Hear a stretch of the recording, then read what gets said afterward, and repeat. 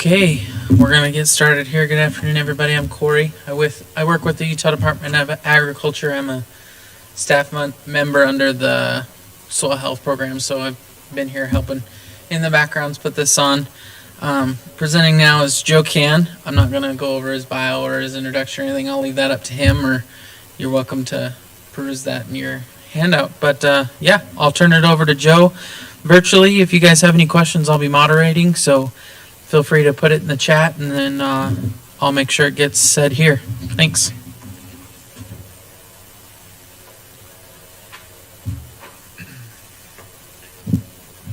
Thank you for that introduction. So, mayhem and mistakes that are soil health on our soil health adventure, and so I don't feel very comfortable just standing up here and talking the whole time, so I'm going to be asking questions, and we're a small enough group for sure this time that I'll expect a little bit of feedback, and I have hats and 2 books to give away too, so about everyone can leave with a hat and I'll have plenty left over. So mayhem and mistakes. So I am involved with Zog Jersey Farm and Cann Farm. So Zog Jersey Farm is my father-in-law's dairy farm, and my wife and I are buying the operation. We're taking it over, and that's where Cann Farms comes in. So we're 2 entities that currently farm. And I have a question for you. Why do you farm the way you do? Anybody say anything? Why? We're sure to have some farmers. Why do you farm the way you do? What my great-grandparents did. It's what Grandma and Grandpa used to do. It's what pays the bills. We got to make money.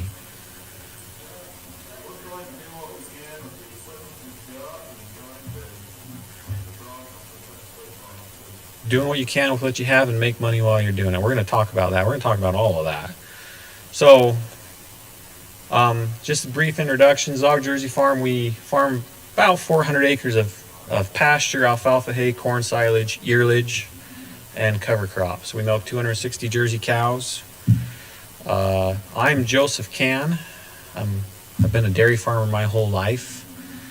I have a bachelor's degree in dairy science, a master's degree in applied economics, and an MBA.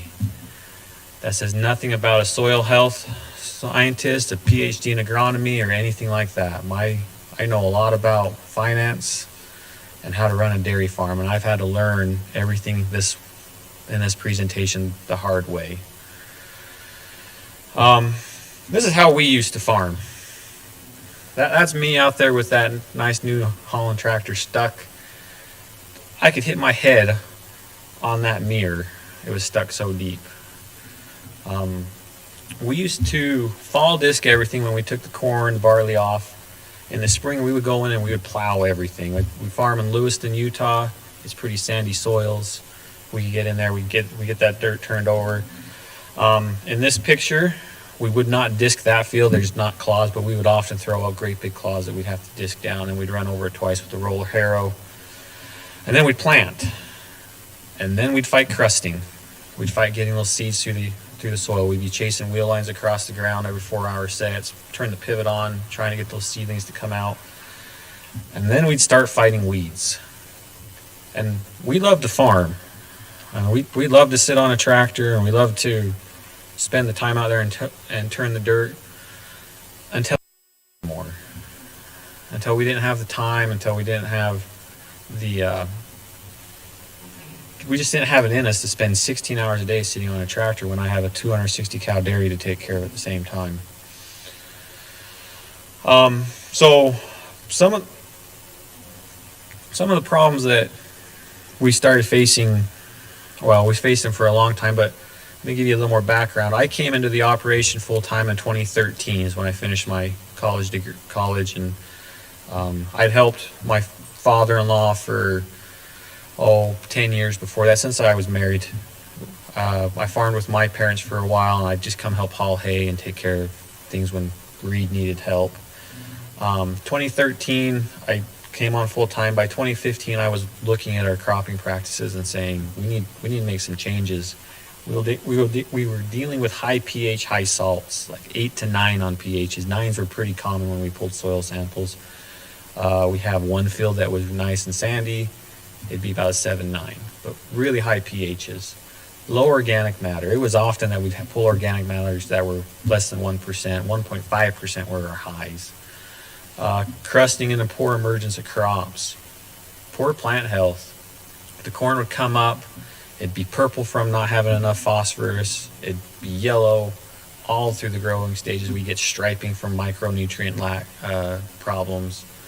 Just things were not growing. We weren't getting the tonnage. We were struggling to feed the cows because we weren't pulling the forage off of the fields. Weed control, compaction, prone to mycotoxin growth. And that's what really kind of started spurring us on. Because of mycotoxin growth, we had early embryonic death in the dairy herd, and we'll spend some time talking about that. But that's where the economics came in, and we started to have to really look at our cropping practices. And we'll talk quite a bit more about that. These are a few of our fields. This was soil samples we pulled in 2017. So we really started making changes in 2014. 2015, we did quite a few things. One thing we started throwing out was a lot of sulfur to mitigate high pH, try and get that salt to flush out. So this is a few years into our journey, but we're still, you can see organic matter is still 1.3 to 1.6, very, very low. We're tying up a lot of our phosphorus because of high pHs. The potassium, magnesium are very high, but even though magnesium was very high, we'd see deficiencies in our plants. So it wasn't getting in. Very high sodium. We're dairy, we put manure out. We're farming that ground. We were evaporating the moisture instead of transpiring the moisture. A lot of salt.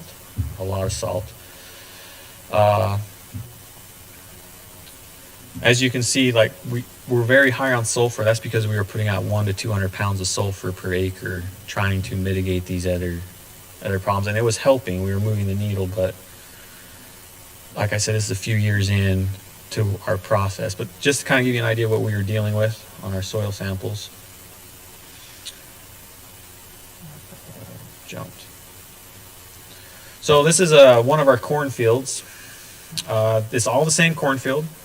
The picture on the left, you can see that old John Deere 4240 sitting out there. That corn's up to the rear axles. It hits you about on your belt height. The picture in the middle, it's only as tall as those front tires, a little over your knee. And then the picture on the right, which is what a good portion of the field would look like, it was dead. If you went onto this field the day after I planted it, we'd have pretty dang even emergence. Everything would come out of the ground pretty good. By the time we're knee high, belt high, a lot of it had died. And then early embryonic death in the dairy herd. This is what really kicked us in the teeth hard.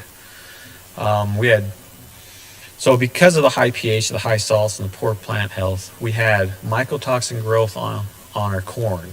And we didn't just find it in the corn, we found it in the barley, in the hay. And it caused our cows to get sick. We actually found vomotoxin. And it's a very hard mycotoxin to bind and to deal with. And it is very bad for calves, embryonic calves. So out of the time we were milking like 150 cows, and I would say I had 10 to 15 sick cows every day, different cows. Ruminations were off, upset stomachs. We started seeing abortions. We found mummies in the cows. And towards the end of fall, going into winter, about 70-80% of the herd was open. We're not settling anybody. So immediate effects is we started a toxin binder program for the milk herd. We weren't feeding anything up to that point to bind those toxins. And we began looking at why did we have vomotoxin? Why were we fighting this? And this went on for a long time. We had 3 bins full of barley to feed the cows. We pulled it out of the cow herd because the barley is where the greatest concentration was. We started feeding it to growing heifers. They weren't doing good. And we eventually just discarded 40 tons of barley. And that'd be worth a lot of money today at today's prices. And back then it was hard. only 150 cow farm, and we needed that feed. So we didn't know where to turn to. We went to the local agronomists, the people that we'd done business with for years, and they just shrugged their shoulders at us. They didn't know what to do. They didn't know where to start. They were equipped to sell fertilizer and kill weeds. And I say kinda. They kinda killed weeds. And part of that's my fault. The corn never grew, never canopied.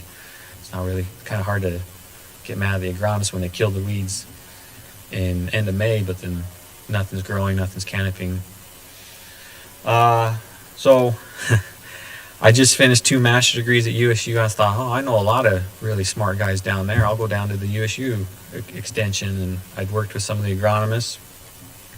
And I cornered one of them, and he told me the mycotoxin growth was in the ensiling process, that I was putting the feed up wrong. And I was like, no, that's not right. That's not what all the literature is saying, and everything I can find is saying. It's not in the ensiling process. It's growing on the plant. He had no idea what to say about high pH salts, low organic matter. He's like, it's just what you have to deal with. And then at one of those crop extension classes, I heard him say that any idiot could grow 20-ton corn, 6-ton hay, 25-ton corn. And I'm sitting in the back of the room going, well, I guess I'm an idiot. I don't feel like I'm an idiot. I do a pretty good job with cows, but... So, and then I tried to get a hold of soil health extension expert, and I got no contact back. I called multiple times a week, sent numerous emails. I still haven't heard from him. I still can't tell you what he looks like. So, all that being said, all that normal people we turn to, I want to say I still work with these people. I still deal with them. They still bring value to the operation. I still have to buy fertilizer. We still have to have our field spray. They still have a knowledge base, but they didn't know how to help me. And it left me shrugging my shoulders and saying, we have to change. Economically, we have to be able to pay the bills and feed the family to keep the lights on. So as happenstance, it was dairy conference time, and I went down. I started talking with all the vendors there, and I bumped into a gentleman named Ron Hansen. It was previously Sunshine Farming Products, and this would have been 2014. And he was the very first person that ever said, I can help. We can fix this. We can start making some things happen. And he started talking to me about the benefits of sulfur. And we started throwing sulfur out on our fields to try and offset the pH and try and offset the high salts, flush stuff out. And then Adam Johnson with United Ag Solutions. He's my neighbor. He's just right down the road. We bought seed from him off and on. He stepped up to the plate, and he's become a very good friend. He faces the same problems I do, not at the same scale, but he farms within the same area. And so we were facing the same problems and not finding the solutions that we needed, not finding people that knew what was going on. I'm quite envious of everybody here today because I did not have this. There was nothing to turn to. NRCS wasn't doing any soil health. It was really just Ron, Adam, and I out there. And we kind of stumbled across soil health workshops that were online. We watched a lot of YouTube videos. We started paying attention. So one piece of advice I have is to find a support group. Find people in your area that are doing it. We were some of the first through the wall, but find people that farm where you do. I was talking to a gentleman here that he farms here in St. George, and he talked about compaction and the sand and the sandstone underneath this sand. I have 18 inches of frost in my ground today. It's still covered in 3 inches of snow. Compaction is not my number one worry. I mean, Mother Nature's taking care of it. Does she do it every year? But today, she's doing it for me. Find somebody that kind of knows what they're talking about in your area, or start listening and pay attention to how your farmer is different than mine, because the way I farm in Lewiston is different than the way I farm in Preston on heavy clay ground versus my Lewiston sand. So that support group, that somebody to bounce ideas off of, is very important, because none of us know everything that we're talking about. So as we were going through those first early on years, I had a couple of general assumptions. I had a couple of things I needed. I need to get as much forage off of every acre that I owned, the acre that I wasn't paying a mortgage on. And going forward in the future, as I buy ground or as I lease ground, I need to get as much out of that as I possibly can. So my goal is 2 marketable crops or 2 forage crops off of every acre. And when I say marketable, that could be heifers, that could be grazing my dairy cattle. So I want 2 things out of every acre that I put out there. And as I was going through early on, I realized that the sun shines in Cache Valley mid-March through November. November through March, there's no guarantees. But the grass is green in my lawn March through November. And if my grass is green, why aren't my fields? And then do what you can with what you have. I'm going to show you a bunch of pictures of our equipment. I don't own any fancy new equipment. We're using what we have.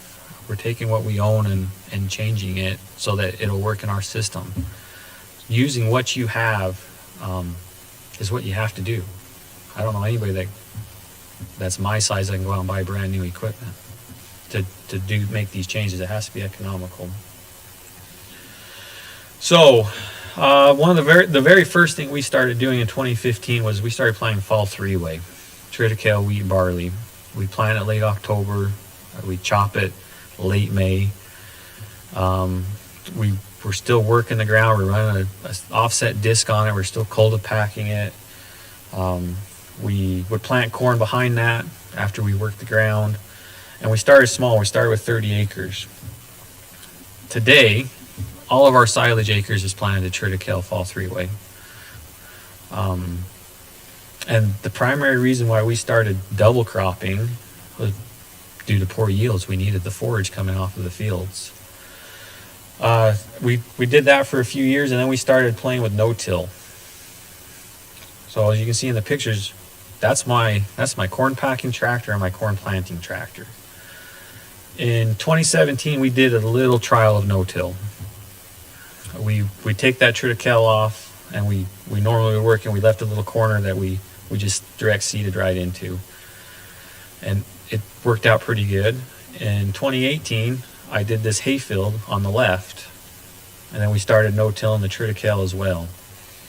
So that hayfield was 6-8 inches high. The middle of it was dead, dying out. Looks pretty good right there, but half the field was dead.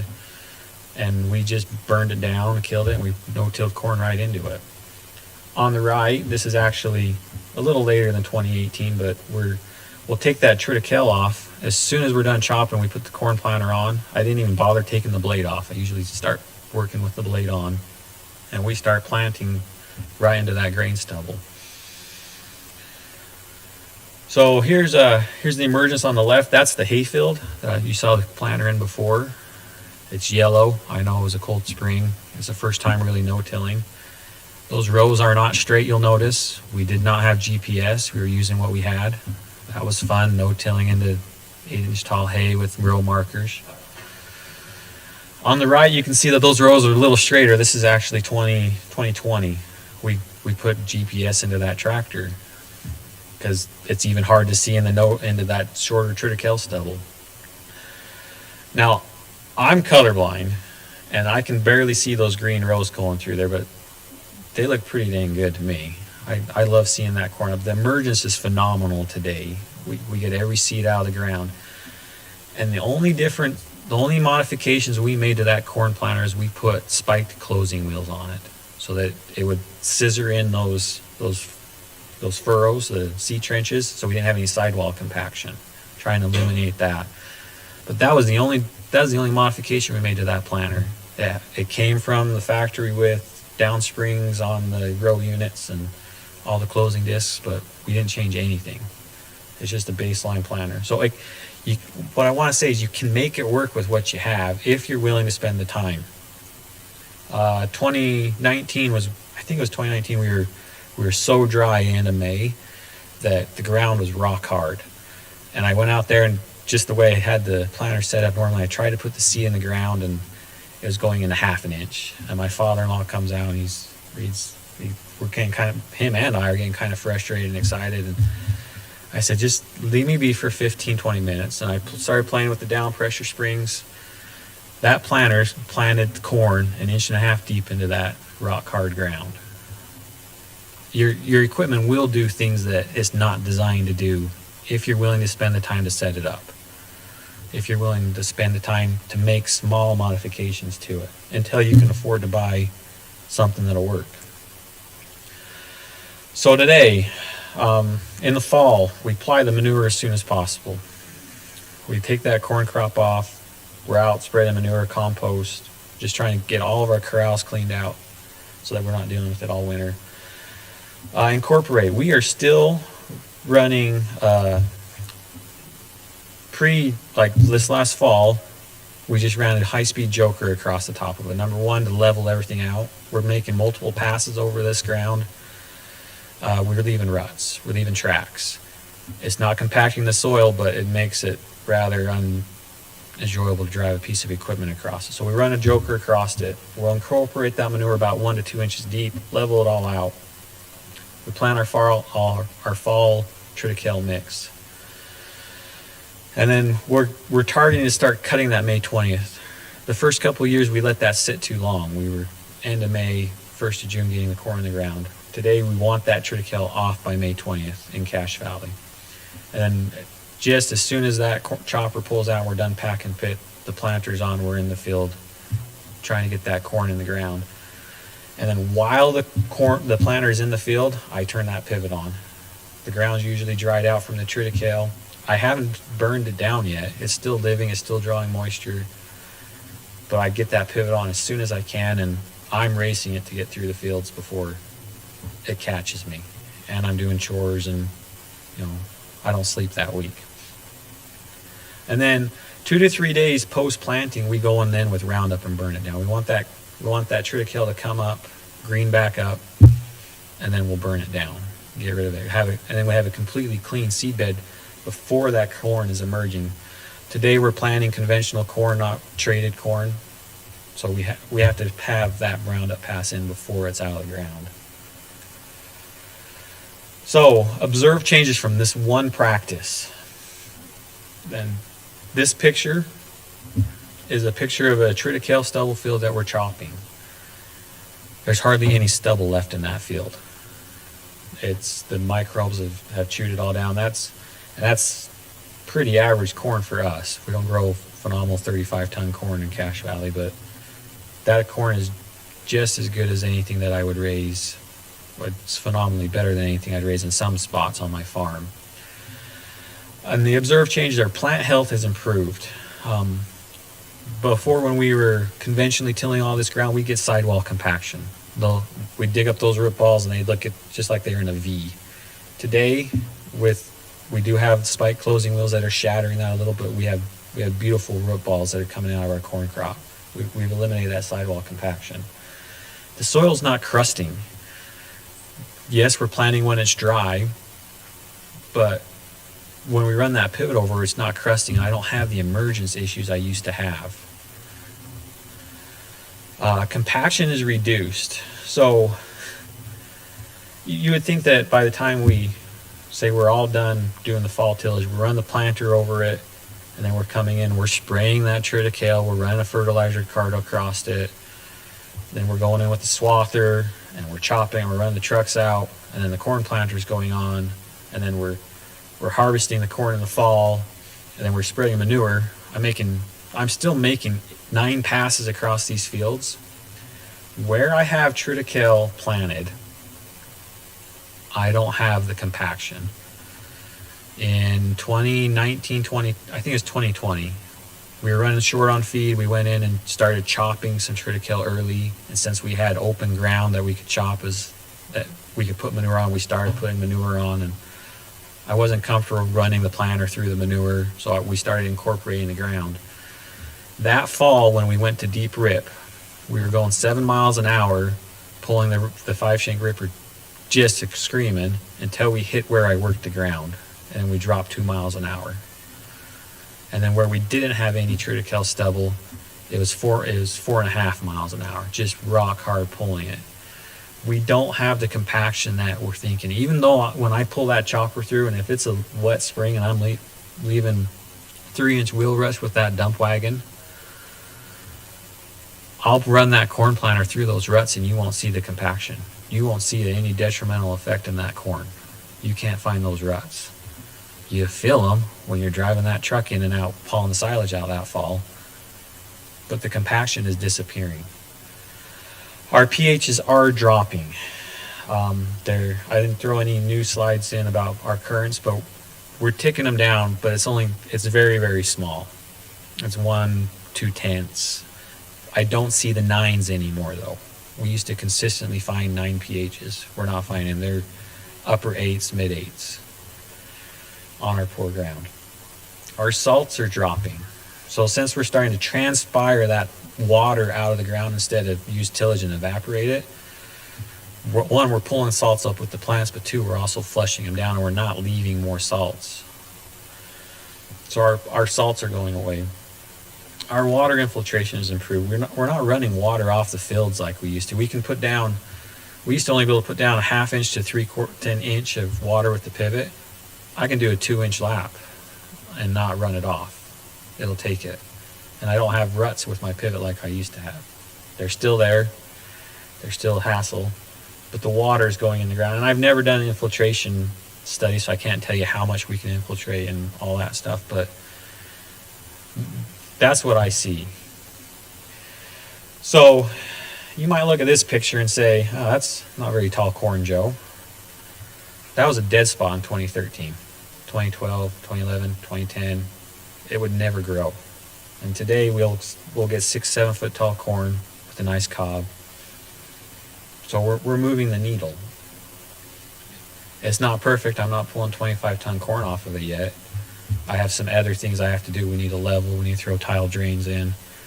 But we're moving the needle. So we've been playing around with interseeding. And back when we were raising traded corn, Roundup Ready corn, we thought, well, let's throw some soybeans out in there. Let's see if we can get a little bit of free nitrogen. More importantly, we wanted to up our protein of our corn silage. If we could move our protein 1% in corn silage, we could take all of our bypass protein out of our rations. It's like $5,000-$6,000 a month. So we did a couple things. In the top left corner, we planted the corn, then we went back in and planted soybeans with the corn planter right over the top. So corn goes in 2 inches, soybeans you don't want a whole lot more than an inch and a half, so we could put it right over the top of the corn. In the picture on the right, we took the drill out and we just planted 140,000 plants to the acre, again, after I planted corn. On the bottom left, we left some gaps. We tried to do 60-inch corn, plant soybeans through the middle. On the bottom right is where we put it through the grain drill, and we stressed the corn. That's why I took that picture. We really water stressed that corn at that point. We were struggling with our pivot. The rest of the field didn't need it, but that one little strip, we had too many plants per acre. And we'll talk a little bit more about that exact scenario because that was a bit of a headache for us. But we were able to do it. The soybeans grew in spots where the corn didn't grow. The corn grew in spots the soybeans didn't grow. And we did see a little bit more protein coming out of our ration. I can't do this anymore today because we're planting conventional corn. We don't have the chemistry to kill the weeds. Monocot, dicot thing. But my heifers loved those soybeans. When we turned them out onto this field, so we chopped this field for earlage, turned the heifers out to eat the stalks. They ate all of those soybeans first. They thought that was candy for them. And then we continued on with the interseeding. Remember, I wanted 2 crops off of every acre. On our earlage fields in Cache Valley, we don't have time to double crop them before. We can't take trid off and then get corn to dry down at the end. So we started playing around with interseeding. It took me, probably 2.5 years to find the cultivator and to find this old Gandy box air spread to interseed corn because my old cultivator didn't have a big enough bar to hold it. And then as soon as I set it up, NRCS went and bought an interseed planter. I was like, oh, thanks guys, you could have done that 2 years earlier. So I own my own. I didn't pay hardly any money for it, and it works pretty good. Here's a picture of what we grew. So if you look in this previous picture, that corn is quite tall. It's over my knee. It's a little too tall. And by the time we watered it and got this cover crop out of the ground, I bet that corn's to my shoulder. You know, corn hits that V8, V9 stage, it just starts growing. But we did get the cover crop to germinate underneath of it. And we had a pretty good stand. So we planted that as we were ridging. We flooded it the next day. And one valuable lesson we learned is that it needed water when we took that corn off. We didn't get any water onto it. So the next thing that we're really excited about, we like the triticale, we like the double cropping. We're going to continue doing that no matter what. We're really excited about that. But summer grazing of dairy cattle is where we're currently playing a lot with, and we're quite excited. So on our 260 cow herd, our late lactation animals, the girls that are pregnant, that are dropping off milk production, we pasture them. We've done that for 20 years. We have permanent pastures right along outside the dairy. Who pastures? Does anyone pasture cattle here? Anyone graze animals? What is grazing animals like in the spring? It's easy in the spring. Why is it easy in the spring? I got a hat for you. It's cool. The plants are green and luscious. There's lots of grass out there. Like you can feed a whole ton of animals in the spring. It's a cool season grass. It likes to grow. The cows love it. What happens in July? It's hot. The cows are heat stressed. Is that grass growing? Can you put as many? He said no. Can you put as many animals on each acre? No. Is the grass, what's the quality of the grass? Nasty. It's a cool season grass. It doesn't like to grow in the heat. So what we did is we made a warm season cover crop mix that we plant into our triticale field to graze our cattle on the end of July, August. Really, we'll keep them out there till the frost hits. And guess what? My cows like to go out and eat grass in August. They'll run out of the gate when I open the gate now. So this is the first year out. The top left picture was August 3rd when we turned them out. And those are my 900-pound jerseys out there. You can see just barely see their backs. The bottom left is my pictures of the radishes and turnips that my kids are holding. You can see the cover crop. My daughter's short for her age, but she's 8, and that cover crop's over her head. As we were moving the fence through it, she could hardly walk, trying to get through that cover crop. August 10th, they're in a middle paddock. If you kind of look in the bottom right-hand corner, you can see where they came out of and where they're at. And then the bottom right-hand corner is August 28th. We're going on to our second grazing onto this. There's not near the foliage out there, but there's still a lot of feed that those animals are picking through. So there on my truck bed, on August 3rd, I pulled out some of those plants. You can see some of the growth we had and some of the species we had. On the left is teff grass. Then you have your brassicas, your radishes. We have a forage sorghum, forage sorghum. We tried some grazing corn, it didn't come up. And then there's some hairy vetch. We put a lot of Italian ryegrass out in there and it didn't grow. We kind of think we got it in the ground too quick. There's the mix. Cost me $38 an acre. For 5 acres, $800. I grazed 100 cows on 5 acres for the month of August for $800. Here's a real quick video of this year. So this year we turned out earlier, 2021. We got those cows out like the 20th of July, and they're excited to go to that pasture. This is on the north end of our farm, of our established pastures, they have to walk about a quarter of a mile. They go out there and they don't come back in all day long. It's 95 degrees out there.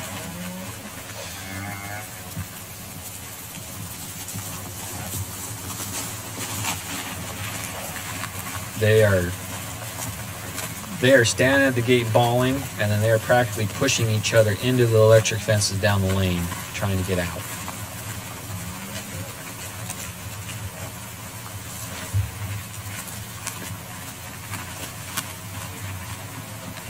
So there's 150 in this pin now.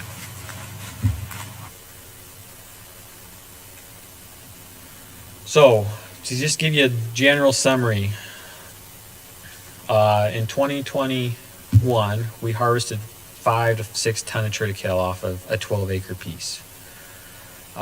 Between increased milk production and decreased feed costs, so we jumped 5 pounds per cow per day in August on my late lactation animals, and they ate less in the bunk. When we did that on just the 5 acres, that was $7,000 in increased milk production and decreased feed costs. This year I did it on 12 acres. We grazed longer, and I grazed more animals. It was done in 95 degree heat. Anybody know a milk cow that gives more milk in August than she does in May? I don't. Especially a fat pregnant one. Then after this year, hay's pretty tight this year. We didn't exactly follow soil health principles. We went out and we hayed that ground. We got 29 3x3 bales off of 12 acres. After I cut triticale, after I grazed my cows for 6 weeks, I still got 29 3x3 bales. And this is on the poorest piece of ground that I own. That's why we picked this piece, besides the fact it lays right by our pastures. Normally, when we plant corn out there, we harvest about half of it. The other half dies. So we were talking about economics of cover crop and rotational and integrating animals onto our livestock. On the 5 acre pieces, I made more than $1,000 an acre. And then this year, I harvested triticale off of it, and I baled it to feed my heifers. So there are economically viable ways that you can do this. You just have to look and think a little outside your boxes. And then this year also, we planted a lot of barley in Cache Valley because we weren't sure if we had enough water. This is the first year in living record that we got cut on our water shares, ever. None of the old timers remembered having their water shares cut in Cache Valley. Well, in Cub River in Cache Valley. So we planted a lot of barley this year. We don't normally raise barley. NRCS came in and said, we'll help you do a cover crop grazing mix. So we went in, blew, and we spread manure again after the barley came off, hit it one pass with a joker, and seeded cover crops into it. Then I turned my bred heifers out. And if you look, those heifers are just as happy as those cows. They got out of that muddy corral, out onto that grain field.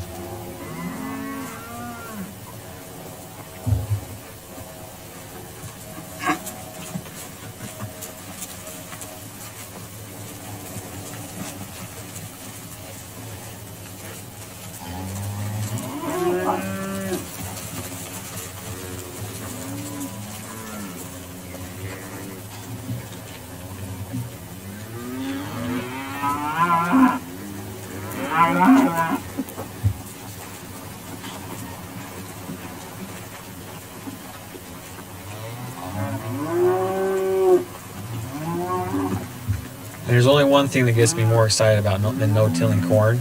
It's watching my cows go out to grass. Watching my cows out on the grass eating.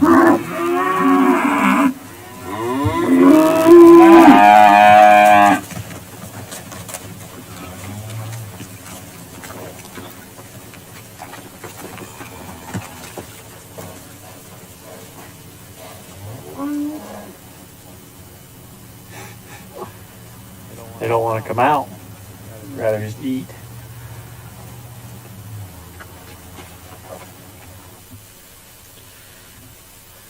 So I titled my the topic of my talk, Mayhem and Mistakes. You could see the mayhem we were facing in 2013. Cows weren't pregnant. just struggling with production, struggling with yields on our farm. Now we're going to talk about the mistakes, because we make mistakes. And we're going to go through, I'm just going to hit these really quick. The ones with the star I have a picture of. Palmer amaranth. Anybody know what Palmer amaranth is? It's called pigweed. They have it in the Midwest. We're going to talk about it. No-tilled corn in the triticale that failed. Chopper head that couldn't handle the soybeans when planted through the drill. We ran over the wheel line and we didn't water the interseeded corn, the interseeded cover crop. We powdered the ground for the summer grazing mix. So our soil has gotten so soft anymore. And I wish I had a good picture of this. We only own one pivot and it's quartered out. 1/4's pastures, two have been corn for the last few years, and then one's been hay for 5 years. And that hayfield hasn't seen this system yet. We took it out a year and a half ago. Yeah. And we planted corn in it. And on one side of the line where we've been running triticale and corn for 3-4 years, the corn is 12 feet tall. Beautiful looking corn. On the right hand side where we had a hayfield, the corn was this tall, sickly, dying. We took a shovel out there, and we talked a lot yesterday about learning how to read a shovel if anybody was at the beginners. This was a learning experience for me and for Adam and I. We walked out there, and on that triticale ground, we could just push the shovel into the ground and dig up and look at the soil. In that old hayfield, we were out there stomping on the shovel. We could not pull it out. Where we're planting the triticale and no tilling the corn in, the ground has gotten so soft that we hit it twice with the joker and we powdered it. We just blew out all the aggregates, and then we went in. We kind of got out of the tractor after my father-in-law was done. I was looking at it, and he was walking. We were leaving deep impressions, and we're like, how are we going to get this cover crop to grow out here? I mean, we're going to put it in the ground too deep no matter what we do. And eventually we basically dropped it on the top of the ground and used the press wheels to put it in, and some of it came and some of it didn't. But our ground has gotten just so soft that we literally, if we work it too much at one time, it just powders. It didn't crust, but it sure got really soft really quick on us, which was completely new. That was an unintended consequence. And then multiple times we've planted that corn too late in the spring. We've gotten into July, put the corn in, and in Cache Valley we can get frosts September 1st. And if we don't have that corn in the ground early enough, it's not maturing and we're cutting immature corn. But this is Palmer amaranth. I was hauling manure down the lane where I'd planted that soybeans, and I saw that goose tongue thing sticking out the top of the corn. I thought, what the heck is that? I've never seen anything that tall. It was as tall as the corn was. Barely see it over the top of the corn. I got out, it had a stalk that thick around. It was a big bushy thing. I think, I don't want that thing out there. I dig it out of the ground, throw it in a bag. I start calling people. If you want to get USU Extension agronomist attention fast, tell them you found Palmer amaranth in your field. They'll be there that day. They showed up and they looked at that thing and they hummed and hawed and stood it up and took pictures and told the whole state about what I'd found out there. Luckily they didn't say me by name. But it came in with the soybean seed. The soybean seed came out of Weiner, Arkansas. And it's a forage soybean. Palmer amaranth is not toxic to animals, so they didn't have to label it as contaminated coming into our area. So be careful where you buy your seed from. I mean, I thought it was dang cool. We were growing soybeans and we had a lot of fun with them, but I mean, we found something that we don't want here. That thing will produce 1 million seeds if it goes to seed. And it's the one weed that they say in the Midwest, which will bankrupt a farmer. So that was an old crap moment. So these soybeans that we drilled into this corn, they were over my belt. And you'd walk through there, you could hardly walk through it. And the corn did okay, it grew tall, it didn't mature the way it should have because we stressed it earlier. We went to chop it. And we have an old 3-row New Holland corn head with, the fingers on it, not an 8-row independent head. And those soybeans just grabbed onto that head and they would not feed in. So guess who got to sit out there every 50 feet, pull the soybeans off the head and throw them in the chopper? I did. I'm the guy that planted them. I'm the guy that rode on the tongue and pulled them all out. It worked really good when we planted in the rows with the corn. A row independent head would have chopped them just fine. But I'm the one that had to sit out there for those couple of rounds and pull those soybeans out of that corn head and throw them in and untangle the mess that I made. So, yeah, sometimes we don't think things through all the way. So this is a sorghum. We tried to plant sorghum into a triticale stubble field. We thought that triticale would kind of come back. It's hit the summer heat, quit growing. The sorghum would catch it and grow through. The literature in the brochure said, yeah, it'll take the green belt. It won't kill it out. I don't know if we got bad seed or what, but it did not grow. It did not survive. We ended up only taking a triticale cutting off of this field that year. We hauled manure on it for the summer and tried to plant a hayfield that fall. Sometimes, even though the literature says it'll work, it won't. Sometimes you think that you got something that'll be really good, and it doesn't work out. We wanted a little different rotation going in there. We wanted to get out of the corn, and we thought we could do a little sorghum and feed our heifers. And then there's this interseeding into the corn. It looks really good. We got it down. It's growing. The first pass around the field with the corn chopper, my father-in-law was coming around making the corner, and he was watching the chopper, making sure we got everything in the pit. The tractor hub caught the first two wheels of the wheel line, tore three of them out, busted them all up. We didn't go out and fix it. We were chopping corn. We didn't call anybody. We were chopping corn. We had to get the harvest in. That cover crop needed a drink. It did not grow the way it should have grown afterward. If we would have given it a drink, we could have turned the heifers out and they would have had lots to eat, but it needed more than what it got. So 2021, 2022, like I said, this year we won past everything with the Joker. We did not rip anything. We don't feel like there's the need out there. We definitely don't need it now with all the frost in the ground. I want the corn in the ground no later than May 25th. Just because we can get a frost the 1st of September in our area. Mother Nature still has her say in what we do. I need to tighten up that fall manure application, fall plant window of triticale. We need to get that manure out and get that cover crop in the ground sooner so that it gets well established and we're not having to come out of the ground earlier.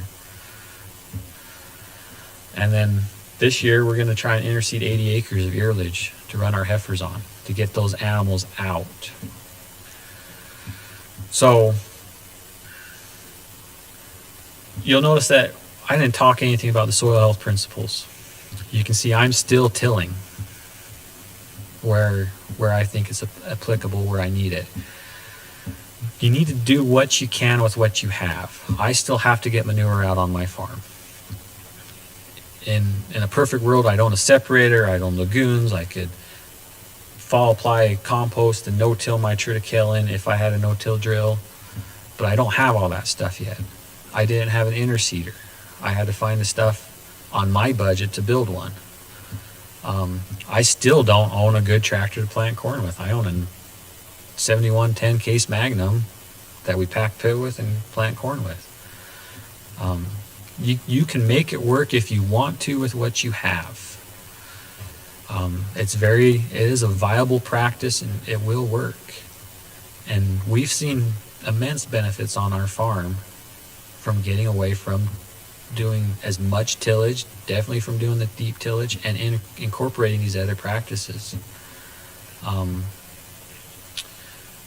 I feel kind of slighted that you guys can learn from my experiences, but at the same time, I'm more than willing to share and express how we feel about it.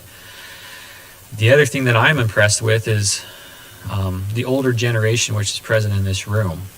I received a lot of pushback for a lot of the things that I made changes on, and I love my father-in-law to death. I look at him as my dad. But breaking that, this is how we've always done it, barrier is hard. Going to dad and saying, I want to change this. We need to change this.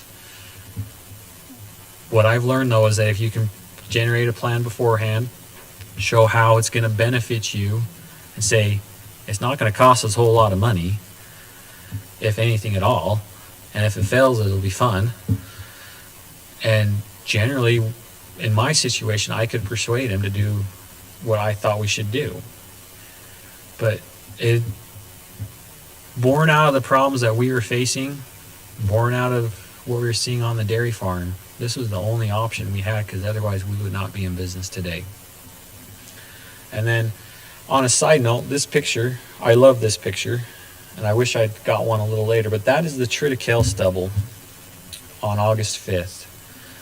By the end of August, all you get is just a little stalk of triticale straw. The microbes in the earth have eaten everything. And you go out there and you pull it out, and you pull out an eighth inch of stubble out of that ground. Everything else is gone. It's going into the soil health, and it's going into the plants, and I love to see that. I love to see how it's working in there.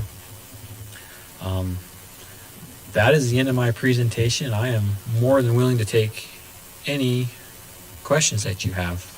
Comments, snide thoughts. I'm used to being heckled, so.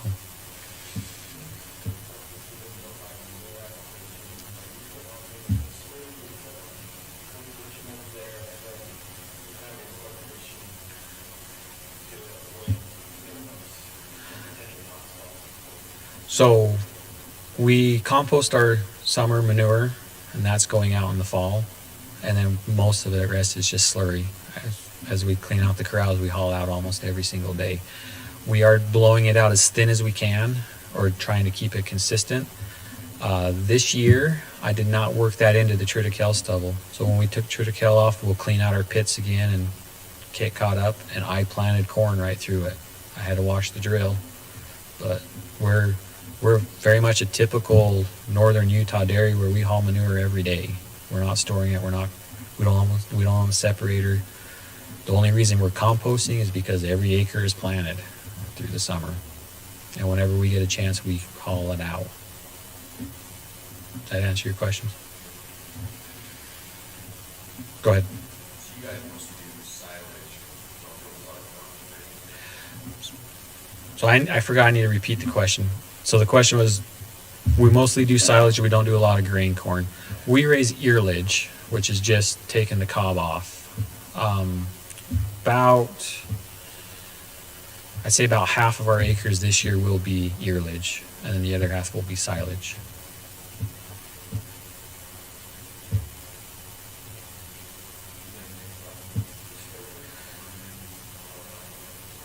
So yes, we do graze off the stover.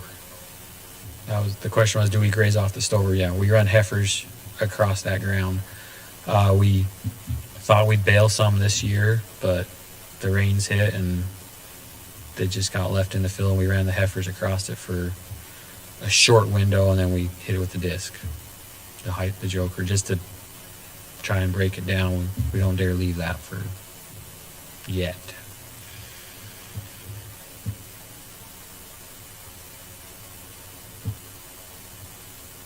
Yes, Mitch.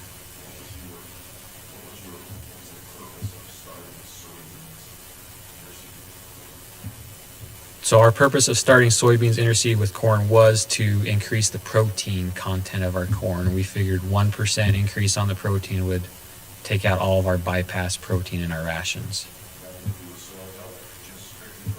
Nothing to do with soil health, maybe nitrogen fixation too, but what I read coming out of the Midwest now is there's almost no nitrogen benefit to corn the next year. So it was all about the protein going into the cows. We're a dairy first. Any costs that we can cut on the dairy, we'll look at that. And then if there's any benefits on the farm, like what spurred this whole process on was the cows not being pregnant. I mean, I grew up farming. I love farming. The gentleman in the meeting this morning talked about how when you're a kid, you want to sit on that tractor, you want to ride, and dad gives you 5 minutes. Well, that was me. I'd sit on the edge of the field when the neighbors farmed for hours and hours until maybe they'd pick me up. And I was fine just watching them from the fence line. I love to farm. There's nothing that gives me greater joy as farming. So the dairy spurns everything, and then we're seeing the benefits from here out. Yes. You came in with your input size for fertilizer, but more or less. So yes, we are starting to change fertilizer application. We never put down P&K because we put out so much manure. We used to just run strictly off the Stukenholtz recommendations. I cut those back 25% last year and saw no yield drag. Last year was a phenomenal corn year. Every corn seemed to grow like a weed. This year I'm going to cut it back another 20%. Is it going to bite me? Yeah, it might, but if I start seeing nitrogen deficiency in the corn, I'll chemigate it. I'll put it through the water. But I am planning on backing my nitrogen off again this year. I was talking to a gentleman the other day, and he was talking about how pulling Haney test. You know what the Haney test is? So the Haney test is a water-soluble soil test. Instead of using harsh chemicals to see what's in there, the Haney test is all water-based. And basically, it's what does the plant have to extract the nutrients from the soil. And incorporating that Haney test, if you add on, they'll tell you your microbial populations. And he was talking about how when your protozoa levels reach a certain point, we talked a lot about this yesterday, so if I'm going to rehash this, I'm sorry, but so your plants release exudate into the soil, right? They release the sugar. The bacteria eat the sugar, and they're a carbon ratio of, I think Tony said 5 to 1. 5 to 1, yep. And then the protozoa eat the bacteria, they're a 30 to 1. So to make one protozoa, you have to eat 6 bacteria. And then that nitrogen just gets released into the soil. And then the same thing with the protozoa. When it dies, the nitrogen gets released again too. So I learned today that when you reach a certain amount of protozoa into your ground, that's when you start backing back the nitrogen, because the protozoa are eating the bacteria, which are releasing the nitrogen back. And then the other thing is don't be afraid of that organic matter out in your field. Don't be afraid of that stover, because yes, it's tying up your nitrogen, your seed to end ratio. But when that stuff breaks down later in season, when corn is really growing, if that stuff's breaking down, it's available for your corn. So I'm hoping that going forward, we can start backing that N application off, and we'll put it all pre-plant, because the bacteria will be giving it to us later in the year, and we'll watch it for if we need to give it a little more. We gave more last year to one field. But so yes, we are. Tony says we're done. He gave me the 5-minute sign. And one more question if anyone has it. Yes.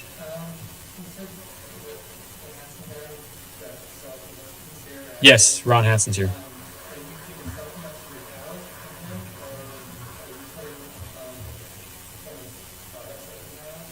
So I'm not working with Ron anymore, actually. But yeah, no, we did feed his stuff. I really like his sulfur product, but we're not working with Ron currently. But he was very instrumental in moving the needle originally and getting us going the right way. So I think we got time. Tony's not yelling at me yet.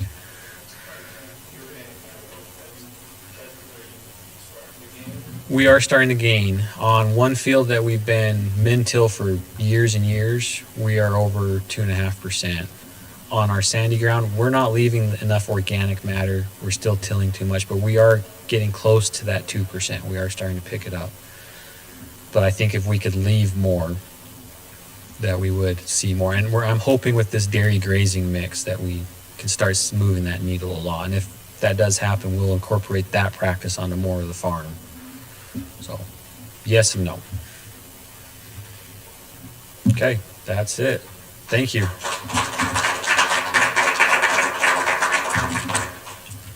Hey everybody, we got about 15 minutes to mingle and chat till the next session. And Just a heads up too, so Jim Ipiato, who was going to present tomorrow, is taking, slot today too. Okay. So there will be something in this room for the next session, if that's one on your list to do, so. All right. Do you wanna? We got an extra one. We're gonna have to yank it. There's only the one slot. It's the one. I am. So. My name's Cann, from Colorado State University. So I'll perspective and all that more. I was supposed to get tomorrow, and Matt contacted me and said I have a permit. And we go. So Tuesday or Wednesday, meeting yesterday.